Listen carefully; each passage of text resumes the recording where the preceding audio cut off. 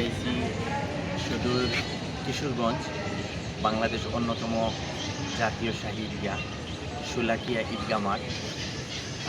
আজকে খুব ভালো লাগছে যে এখানে আমরা যে আইছি এই শোলাকিয়া একটা ঐতিহ্য এবং এই শোলাকিয়া ঈদগাহ ময়দানের একটা বিশাল ইতিহাস আছে।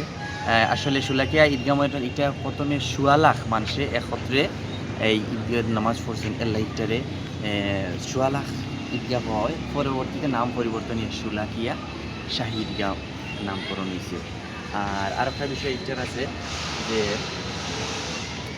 এই যে শোলাকিয়া ঈদগাহ মাঠ, এখানে একত্রে প্রতি ঈদুল ফিতর এবং ঈদুল আজহার নামাজের একলগে ২ লক্ষ মুসলিম তারা নামাজ আদায় করতে পারে।